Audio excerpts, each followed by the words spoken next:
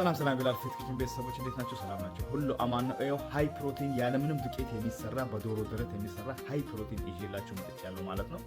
600 ግራም የዶሮ ደረት ተጠቅሜ ያለው፣ አንድ የሻይ ማንኪያ ጨው፣ በርበሬ አንድ የሻይ ማንኪያ እንዲሁም 4 እንቁላል ተጠቅሜ ያለው ማለት ነው። እንደዚህ በስጋ መፍጫ ፈጩትና ልክ እንደ ቡቁ ታዘጋጁታላችሁ። ከዛ በኋላ ካዘጋጁት በኋላ ለ5 ደቂቃ ያክል ወይ ለ4 ደቂቃ ፍሩኑ ከጋለ በኋላ ፍሩኑ ታቆዩታላችሁ።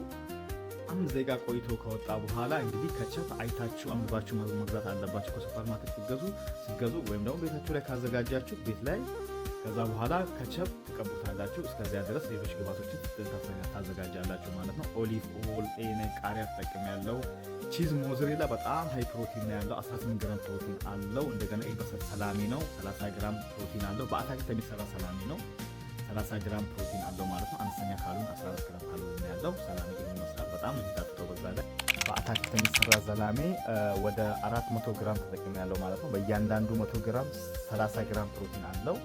እንግዲህ አጠቃላይ ማለት ነው 120 ግራም ፕሮቲን አለው በሰላሚ ብቻ ማለት ነው።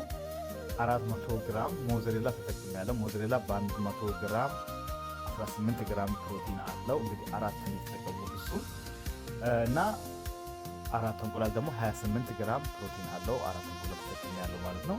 ከዛ ያው እንትን ብሎ ከወጣ በኋላ ፎርማችን በ180 አድርገን የሚጠቀመው ቆይታ እንግዲህ 15 ደቂቃ ይበቃዋል። እና ያው በእንደዚህ መልኩ የሚያምር ፒዛ ምንም አይነት ዱቄት የሌለው በዶሮ ደረት ብቻ የሚሰራ ፒዛ በእንደዚህ አይነት መልኩ መመገብ እንችላለን። ሃይ ፕሮቲን ነው የሚባለው።